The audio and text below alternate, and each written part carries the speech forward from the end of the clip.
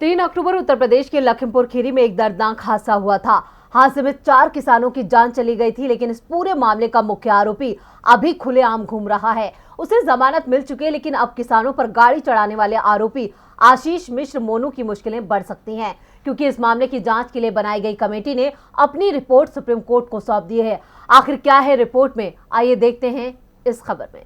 लखीमपुर खीरी हिंसा मामले में जांच जारी है। हालांकि इस मामले का मुख्य आरोपी अभी जमानत पर बाहर है, लेकिन गृह राज्य मंत्री अजय मिश्र टेनी के बेटे और मुख्य आरोपी आशीष मिश्र मोनू की मुश्किलें अब बढ़ने वाली हैं, क्योंकि लखीमपुर खीरी हिंसा मामले में जांच करने के लिए सुप्रीम कोर्ट ने जो कमेटी नियुक्त की थी, उसने अपनी स्टेटस रिपोर्ट फाइल कर दी है।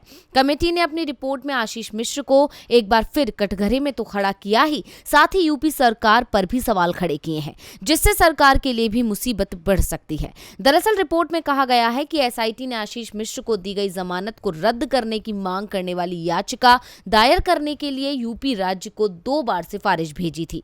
इतना ही नहीं, रिपोर्ट में यह भी कहा गया है कि सबूतों से पुष्टि होती है कि आशीष मौके पर था। उसे घटना के दिन डिप्टी सीएम के मार्ग में बदलाव के बारे में भी जानकारी थी।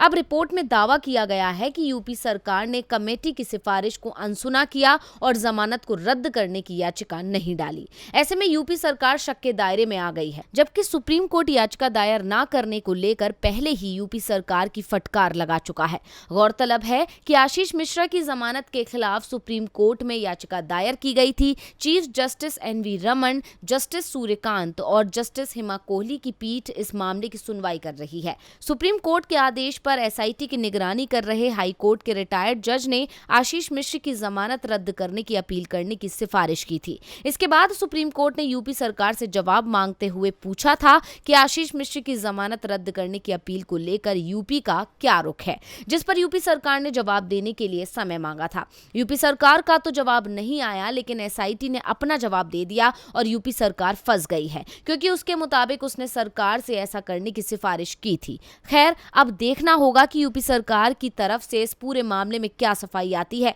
लेकिन सुप्रीम कोर्ट की सख्त टिप्पणियों से और अब एसआईटी की स्टेटस रिपोर्ट से साफ है कि आशीष मिश्र की जमानत खारिज हो सकती है, साथ ही यूपी सरकार की मुश्किलें बढ़ सकती हैं। डीवी लाइव की रिपोर्ट।